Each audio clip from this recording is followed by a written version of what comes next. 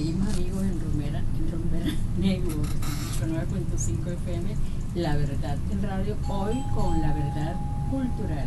Hoy tenemos nuestro invitado que no les había anunciado de quién se trata. Bueno, tenemos al profesor Pedro Luis Fuentes. Pedro Luis Fuentes es un zuliano, pero él es zuliano solamente porque nació en Maracaibo, ¿no? Pero sus padres son del estado Monagas y ahora tiene años en el estado Monagas, o sea, es más monaguense que zuliano.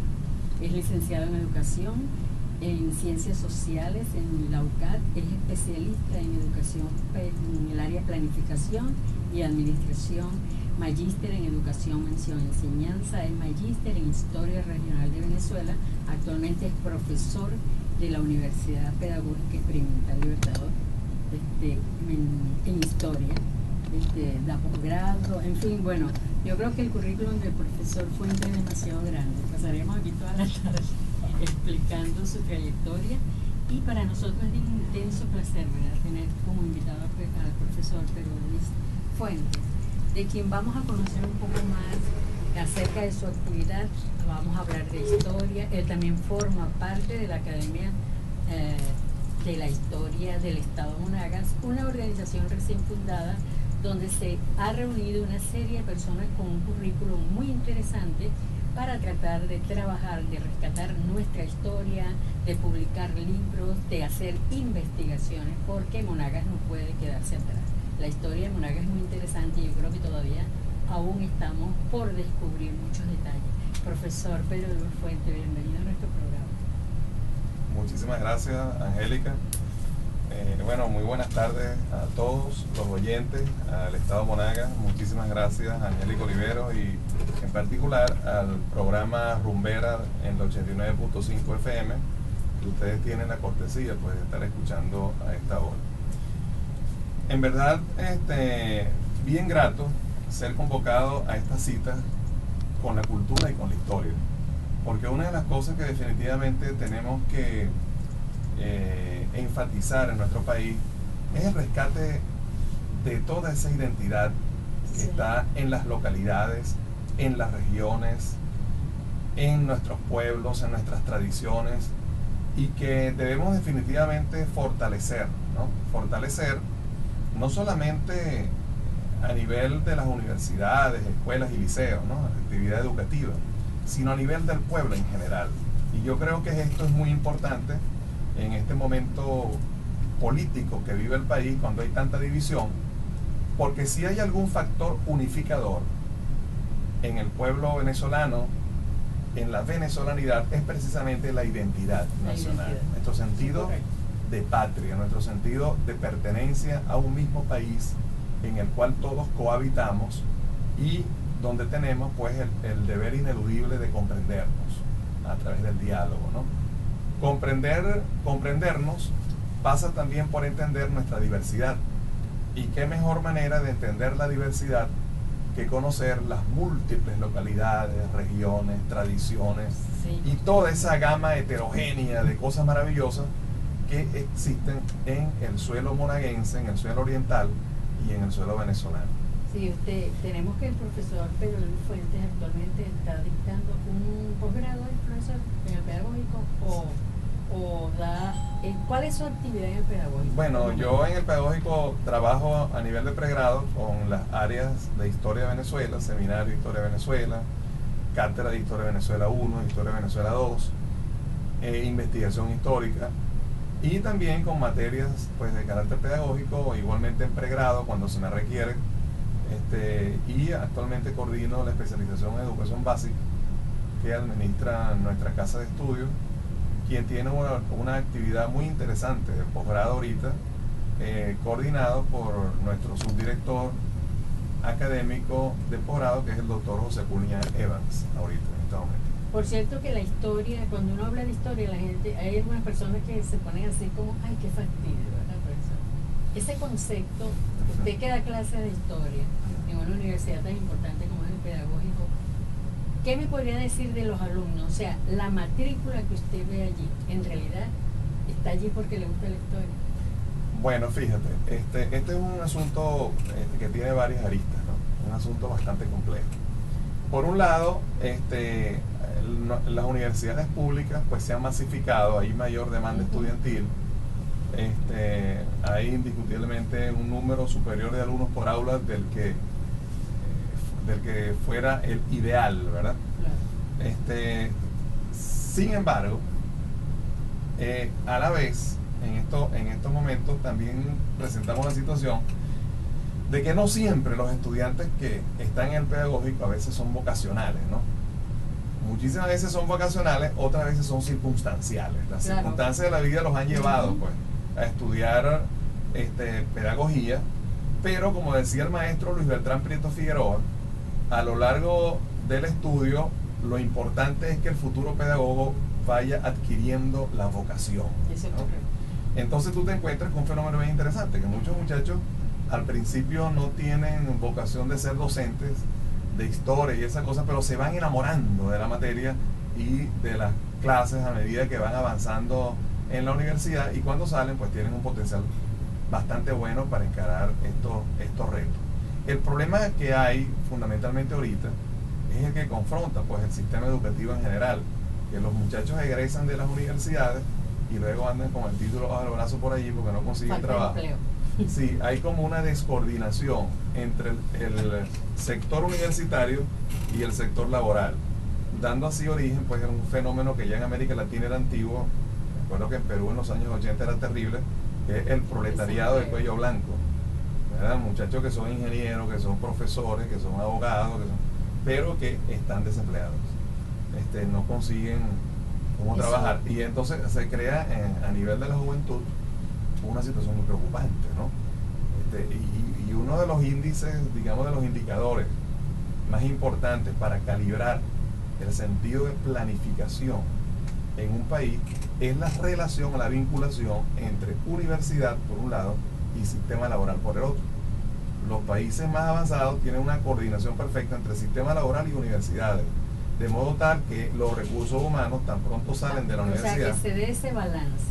Se debería dar ese balance para que los recursos humanos fueran absorbidos por la sociedad y no tuviéramos esta preocupante situación de muchachos, no solamente los nuestros, ¿no? que van a ser, que son profesores egresados, sino también de las distintas universidades, de las distintas carreras, que lamentablemente pues, no consiguen inserción en el mercado laboral.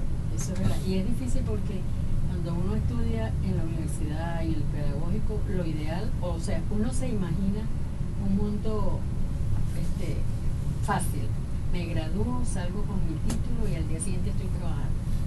Resulta que yo creo que de 100 personas, de 100 graduandos, consiguen trabajo, creo que máximo 10 personas. O sea, tienen la suerte de comenzar a trabajar de inmediato. Y eso en realidad, claro, eso va entonces conformando en el individuo una situación bastante difícil, sí. Un desánimo, incluso hasta psicológico. Hasta psicológico. Eso es increíble, porque uno va, claro, con esa percepción de que voy a trabajar al graduarme y resulta que el panorama que se consigue es otro. Sí. Y también vamos a dejar este tema un poco así como en el aire, porque me gustaría hablar después de este corte que vamos a dar, profesor, acerca de sus libros. Yo sé que tiene unos libros muy interesantes y dónde los podemos adquirir, dónde los podemos solicitar. Bueno, incluso hay una biografía muy interesante que hizo el profesor Pedro Luis Fuentes de Monseñor Ramírez Salaverría, donde hay unos datos acerca de esta personalidad del Estado Monagas muy interesantes. Vamos a un corte y de inmediato regresamos con nuestro Viernes Cultural por Rumbera 89.5, La Verdad Hoy, dedicada a la cultura. Porque la situación económica, aunque uno tenga un seguro, algunas veces si tenemos el seguro tenemos esa suerte, pero algunas veces depende de la enfermedad también, lo que se extiende, el tratamiento médico, y es como todo, las clínicas son organismos que prestan servicios, pero también requieren de recursos para continuar prestando los servicios médicos. O sea, ojalá que todo salga bien, pero a uno no le queda otra sino salir a la calle a solicitar la ayuda humanitaria. Siempre se consigue. Sí, así es. Qué buena labor que hacen ustedes, ¿verdad? Bueno, para eso son los medios de comunicación social. Facilitando todos estos procesos, ¿verdad? Sin medios de comunicación social estamos fritos, como se dice, porque a través de ellos nosotros podemos hacer campañas, solicitudes, campañas En este caso, fíjate que es un poco negativa porque se trata de recabar fondos para una persona, un niño que está en terapia intensiva, pero también otras veces es para transmitir excelentes espectáculos, hacer buenos noticieros, dar buenas informaciones, en fin. El medio de comunicación social, los medios en particular, los medios impresos y la radio forman en estos momentos una parte fundamental de la comunicación para todos. Nos enteramos de todo. Fíjense que hoy se enteraron que usted está aquí porque aparece en nuestra última página del diario La Verdad. Así es. Hablábamos, profesor, de la historia. ¿Qué piensa usted que le falta al pedagógico, ya que usted trabaja allí? Me gustaría, porque esta es una inquietud que yo tengo, porque sé que allí se presentan unos proyectos tan buenos, tanto de parte de los estudiantes como del profesorado, y algunas veces eso queda allí, no es promocionado. ¿Por qué razón que tenemos un pedagógico con unos cerebros allí echando chispa, como se dice? ¿Qué pasa que eso no sale de esa casa de estudios? Se queda, se desarrolla, reciben apoyo. Bueno, mira, en principio, tú sabes que todo el trabajo universitario, no solamente el de nuestra casa de estudios, del Instituto Pedagógico de Maturín, la UPEL, sino también el de la UDO y todas las universidades nacionales, estamos, pues, fundamentalmente basamos nuestra actividad en tres principios, ¿no? La docencia, que es el acto de dar clases, la investigación, que se realiza en esas casas de estudios, y la extensión. La extensión es muy importante y apunta a lo que tú estás preguntando, porque es precisamente el trabajo de la universidad hacia afuera, hacia la comunidad, hacia la sociedad, de qué manera impacta en el entorno toda la actividad académica y la actividad de investigación que se realiza en esos espacios. Yo creo que el Instituto Pedagógico de Maturín viene haciendo un trabajo bien interesante, no solamente en el Departamento de Humanidades y Artes, al cual estoy adscrito, sino en distintos departamentos, el de Castellano y Literatura, el de Física, el de Matemática. Es decir, se ha hecho un trabajo bien interesante, y muestra de ello es que permanentemente el Salón Libertadores de América, que es el aula magna que tenemos nosotros allí, donde cada una de las especialidades acude a presentar sus foros, sus simposios, sus congresos, ¿verdad? Está permanentemente en actividad. Es una actividad muy abundante. Hacemos contactos con la sociedad y salimos con frecuencia, pero posiblemente nos haya faltado como institución sí, un poquito como de más coordinación de pronto con las instancias, pues, que podrían darle un poquito de más publicidad a estas cosas, ¿no? Hay una cosa que también se debe hacer notar, ¿verdad? Y es que nuestra universidad, al igual que otras universidades, han acogido muy bien los nuevos proyectos. Pues, por ejemplo, el servicio comunitario, que es una actividad que nos vincula mucho con la comunidad, con la sociedad, como debe ser, está avanzando, pues, aceleradamente también en nuestra casa de estudios, y estamos siempre muy abiertos a todas las posibilidades que tengamos de contacto con la sociedad. Yo pienso que hemos venido avanzando, la UPEL IPM ha venido avanzando consistentemente en eso, y todavía, por supuesto, naturalmente, como todo proceso humano, nos faltan muchísimas cosas por lograr, pero en líneas generales, pues, nos hemos ido moviendo en dirección a cada vez contactar más la sociedad llegar más monaguense, a ellos. Sí, la sociedad oriental en general y venezolana en general. La UPEL se ha venido moviendo porque somos la casa formadora de docentes, ¿no?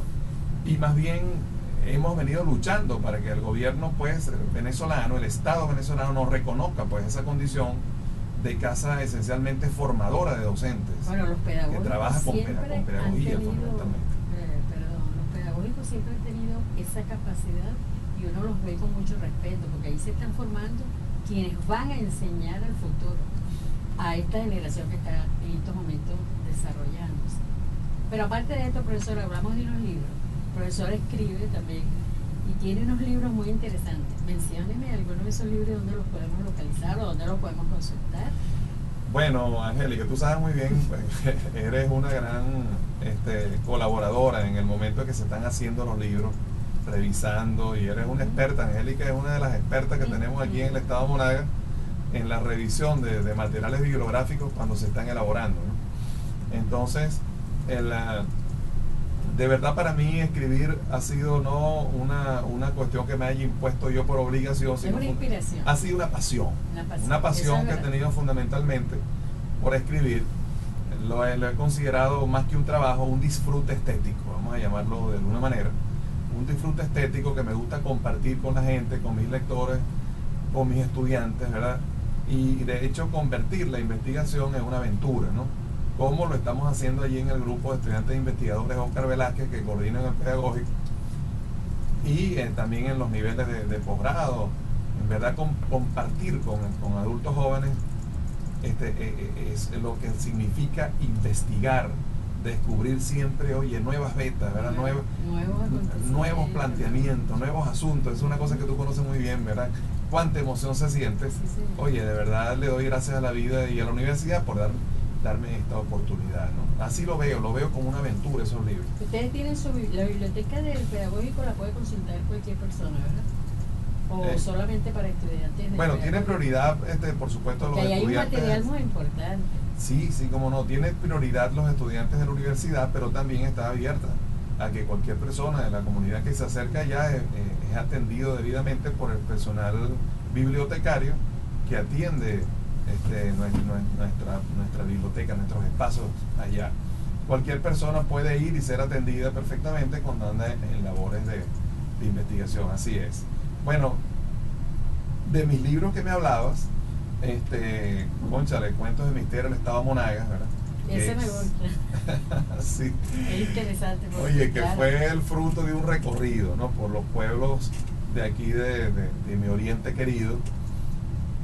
Un momento de mi vida, oye, lleno de vitalidad, porque yo tenía 31 años en ese momento. No, pero él es joven todavía. Eso sí, todavía. Eso hace pocos años. Y entonces recorrimos los pueblos escuchando a la gente, ¿no? Los relatos, es muy interesante. Sí, escuchando a la gente, porque la oralidad forma parte de la investigación cualitativa. O sea, hay que ver cuánto se puede aprender simplemente escuchando sobre la todo voz los mayores del pueblo, exactamente, la voz de la gente, y más aún todavía los libros vivientes, las personas mayores, los patrimonios. Los patrimonios vivientes que tienen tantas cosas que contar. Entonces, Cuentos de Misterio del Estado Monagas es uno de ellos. Los campos petroleros en el siglo XX es un libro que también tiene bastante entrevistas con trabajadores petroleros jubilados, con personas que vivieron, que habitaron esas comunidades en Caripito, en Quiriquira, en Lagunilla, en Tijuana, en Ciudad Ojeda. Sí. Y que no solamente pues nos conformamos con abordar libros y con abordar textos, sino también fuimos directamente a las personas que habitaron esos espacios, ¿no? Con el fin de escuchar. Esa es la mejor manera de escribir un libro. De indagar, claro, de indagar su relato, ¿no? Contrastarlo y profundizar en la investigación. Ahora, por otra parte, también, bueno, tantas cosas que hemos ido produciendo, estos hombres que han sido fascinantes en el devenir de la historia del Estado Monagas y del Oriente venezolano. Por ejemplo, el fundador de la Universidad de Oriente, cuando aún vivía, el doctor Luis Manuel Peñalver, oye, quise hacerle su estudio biográfico. Eso está muy bien. Monseñor Ramírez. Claro, imagínate, Monseñor. Monseñor es uno de los patrimonios vivientes todavía del Estado Monagas, ¿no? Y hablar con Monseñor. Bueno, eso es como consultar una enciclopedia. Yo diría que mejor todavía. Porque aparte de eso no pierde su sentido del humor y su permanente vocación de orientar. Vamos a ver si lo invitamos un día a nuestro programa, porque en realidad que Monseñor tiene unas historias, unas vivencias, y tiene una palabra de aliento. O sea, es muy importante hablar con él. Porque no es solo porque es sacerdote, sino porque tiene una experiencia y una forma de dirigirse a las personas que uno queda así como tranquilo. Si la gente está intranquila, se queda quieta, porque tiene ese don de pacificación que es muy importante. Mire, profesor Pedro Luis Fuente, lamentablemente el programa es muy corto, se nos va la hora rápido. Te entiendo. Pero para nosotros, ¿verdad?, ha sido sumamente un placentero presentar hoy al profesor Pedro Luis Fuente, que lo vamos a tener siempre, porque él siempre nos va a traer informaciones del pedagógico, investigaciones, buenas noticias, y además que no pudimos hablar de lo que queríamos, fue difícil, pero por el tiempo. sobre los libros, sobre sus artículos y todo eso, pero lo tenemos en el pedagógico, eso es importante. ¿Tú te acuerdas de cuando Cotepta Delgado, gran periodista claro, venezolano, tenía... escribe que algo queda. Nos decía, escribe que algo queda, exactamente. Eso es algo... Eso es algo que hay que recordarle constantemente a los jóvenes, a los adultos, y bueno, investiguemos, escribamos, sí, señor, que algo queda. Que algo nos queda. Bueno, nosotros nos vamos a despedir, lamentablemente, la invitación y el agradecimiento a todos ustedes, apreciados oyentes, por mantener en sintonía Rumbera 89.5 con La Verdad. Hoy, La Verdad Cultural, donde llevamos informaciones, entrevistas, en fin, esas cuestiones que quizás no nos da tiempo de informar durante la semana, porque este programa es de lunes a viernes. Lo conduce Jenny Sánchez, pero en los viernes me lo han cedido a mí y con muchísimo placer hablamos de cultura los viernes. Nuestra invitación es para el próximo lunes a las 12 con Jenny Santos, que tendrá su invitado correspondiente para ese día, y nosotros los vamos a invitar para que www.laverdaddemonagas.com, para que ustedes puedan ver esta entrevista completa, pueden ver el video, pueden tener todo el programa completo, para que ustedes se den una idea de más o menos qué es lo que nosotros hacemos aquí los viernes. Bueno, muchísimas gracias, laboramos para ustedes con muchísimo placer. Nelson Reyes en la coordinación, Juan García en la gerencia general, Gustavo Chopitle, y en el micrófono quien les habla, Angélica Oliveros. Nuestra invitación para el próximo viernes, Dios mediante.